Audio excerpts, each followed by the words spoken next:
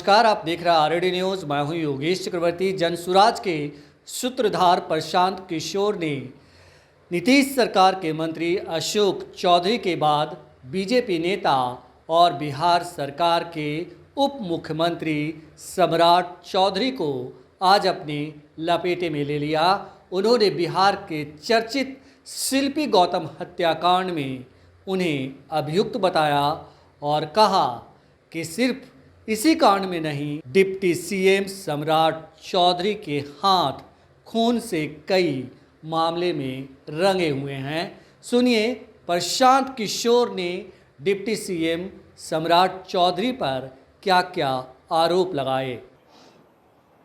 बिहार के उप मुख्यमंत्री सम्राट चौधरी, इन पर मेरा सीधा आपके माध्यम से सरकार को, बिहार के गवर्नर से, बिहार सरकार से, केंद्र सरकार से मेरा अनुरोध है कि इनको हत्या के आरोप में, ये हत्या के अभियुक्त हैं, इनको तुरंत पद से बर्खास्त करके गिरफ्तार किया जाए। क्यों किया जाए ये समझिए। तारापुर में 1995 में 7 लोगों की जो हत्या हुई और 7 मारे जाने वाले लोग कुशवाहा समाज के लोग थे। ये बिहार में जाति की राजनीति करने वालों के लिए सबक होना चाहिए। सम्राट चौधरी कहते हैं मैं कुशवाहा हूं। 7 लोगों की जिनकी हत्या के ये अभियुक्त हैं, आरोप नहीं है, मैं शब्द बहुत सही समझ के बोल रहा हूं।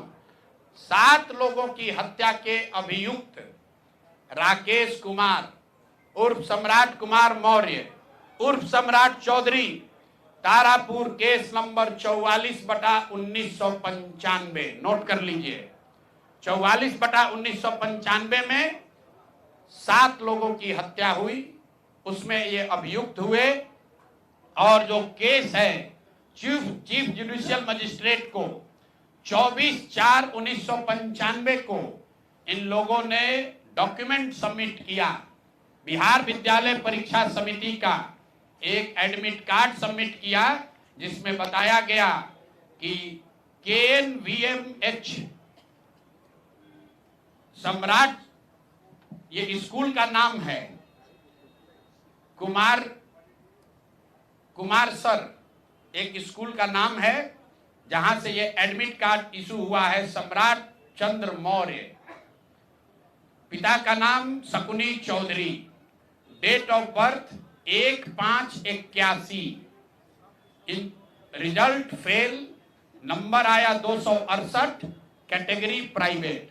ये सुप्रीम कोर्ट का डॉक्यूमेंट है जो सम्राट चौधरी ने जमा किया है, जिसमें ये बताया है कि इनका डेट ऑफ बर्थ 81 है। उसके हिसाब से 95 में चीफ जुडिशियल मजिस्ट्रेट ने नाबालिग होने के नाम पर इनको वहां से राहत दी। इनको जेल से निकाला गया क्योंकि ये 15 साल के थे और कानूनन 18 साल से कम उम्र के बच्चे को अभियुक्त के तौर पर जेल पर नहीं रखा जा सकता था। अब ये बात तो पब्लिक की जानकारी में है। अब मैं क्यों कह रहा हूं कि इनको आज अरेस्ट करना चाहिए, क्योंकि 2020 का जो सम्राट चौधरी ने अपना इलेक्शन एफिडेविट दिया है, इसमें अपना उम्र इन्होंने बताया है 51 साल। ये सम्राट चौधरी का इलेक्शन एफिडेविट है। इन्होंने अपना उम्र बताया 2020 में 51 साल। इसका मतलब है कि 2020 - 26, तो 1995 में इनका उम्र था 25 साल, 26 साल। तो 26 साल के उम्र के आदमी को कोर्ट ने गलती से, गलत सर्टिफिकेट के आधार पर, नाबालिग होने के नाम पर अभियुक्त होने के बावजूद, ध्यान दीजिए, अभियुक्त होने के बावजूद इनको जेल से बरी कर दिया गया था कि ये 15 साल के हैं, जबकि इनका अपना डॉक्यूमेंट बता रहा है कि उस समय 26 साल के थे। तो 26 साल के उम्र के आदमी पर अगर 6 लोगों की हत्या का आरोप है, तो जब तक कोर्ट से वो फ्री नहीं होते हैं तब तक उनको जेल में होना चाहिए। और ये आदमी यहाँ का उप मुख्यमंत्री बनकर बैठा हुआ है। तो मैं यहाँ के मुख्यमंत्री से और बिहार के माननीय राज्यपाल से ये अनुरोध कर रहा हूं कि हत्या का आरोपी, हत्या का अभियुक्त सम्राट चौधरी, राकेश कुमार उर्फ सम्राट चौधरी उर्फ सम्राट कुमार मौर्य आज संवैधानिक पद पर बैठे हुए हैं। ये देश के संविधान का, देश के विधि विधान का इससे बड़ा अपमान नहीं हो सकता है कि जिस व्यक्ति को जेल में होना चाहिए वो आदमी यहाँ का उप मुख्यमंत्री बना हुआ है। तो मुख्यमंत्री नीतीश कुमार सीधे इस पर कार्रवाई करें, नहीं करेंगे तो कल परसों में हम लोग राज्यपाल के पास डेलीगेशन लेकर जाएंगे, सिर्फ बर्खास्तगी के लिए नहीं, सम्राट चौधरी के गिरफ्तारी के लिए। पूरा समझिए, मैं कैमरे पर कह रहा हूं, सम्राट चौधरी हत्या के अभियुक्त है, जेल से फर्जी डॉक्यूमेंट निकाल कर बाहर निकले हैं। या तो इनको बर्खास्त करके गिरफ्तार कीजिए और नहीं तो देश में जितने लोग हत्या किए हैं उनको भी जेल से छोड़ दीजिए। ये हालात है, ये डॉक्यूमेंट है आपके सामने। ये सम्राट चौधरी का इलेक्शन एफिडेविट है जिसमें 2020 में उन्होंने अपने आप को 51 साल का बताया है। उसके मुताबिक 1995 में वो 26 साल के थे और कोर्ट में इस आधार पर इनको बरी किया गया है कि ये 15 साल के बालक हैं। तो ये बता दें कि ये हत्या के आरोपी हैं। इन्होंने जो सर्टिफिकेट दिया है वो ठीक है कि नहीं है।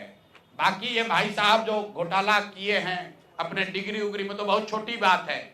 आज की प्रेस कॉन्फ्रेंस सीधी हम लोग मांग कर रहे हैं, सम्राट चौधरी को हत्या के अभियुक्त हैं, 6 हत्या के अभियुक्त हैं, उनको गिरफ्तार कीजिए और नहीं तो बिहार में जितने लोग पर अभियुक्त जिनको बनाया गया उनको सबको छोड़िए।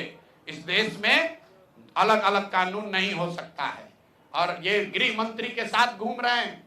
मोदी जी को हम लोग कल पत्र लिखेंगे कि आपके पार्टी का नेता, जितने लोग भाजपा के समर्थक हैं, भाजपा के जितने लोग नेता हैं, कार्यकर्ता हैं, वोटर हैं, आपके जरिए से सबको बता रहा हूं, मेरे भाई एक बार अपने दिल पर हाथ रखकर सोचो, जिस व्यक्ति पर 6 लोगों की हत्या का आरोप है, जो व्यक्ति 6 लोगों की हत्या का अभियुक्त है, उसको तुम अपना नेता बनाकर बिहार का उप मुख्यमंत्री बनाए हो और तुम अपराध की बात करते हो, तुम जंगल राज की बात करते हो। तो सम्राट चौधरी को अभी के अभी पद से इस्तीफा देकर पुलिस को अरेस्ट करना चाहिए और अगर पुलिस अरेस्ट नहीं करती है तो हम लोग कोर्ट में मूव करेंगे, कोर्ट के संज्ञान में बात को लाएंगे कि साहब ये बताइए कि कैसे आपने इनको बेल दिया है, कैसे इनको आप समाज में बाहर रहने की अनुमति दे रहे हैं। और सम्राट चौधरी की अंतिम बात, इनके अपराध की गाथा की, सिर्फ हत्या के अभियुक्त नहीं है। बिहार में पुरानी पत्रकारिता करने वाले लोग, आपने शिल्पी गौतम के रेप और हत्याकांड की कहानी सुनी होगी। आपने सुना होगा कि लालू जी के जंगल राज का जब चरम सीमा था, जितनी यहाँ माताएं बहनें हैं, जो पढ़े लिखे लोग, समझदार लोग हैं, स्वच्छ छवि वाले बिहार में रहने वाले लोग हैं, याद कर लीजिए शिल्पी गौतम रेप और मर्डर केस, जिसमें एक डॉक्टर के लड़के को और शिल्पी गौतम के साथ ऐसा आरोप लगा था कि उनके साथ सामूहिक बलात्कार और उसके बाद उनकी हत्या कर दी गई थी। साधु यादव पर उसका आरोप लगा था, बड़ी हंगामा हुआ, सीबीआई में केस गया।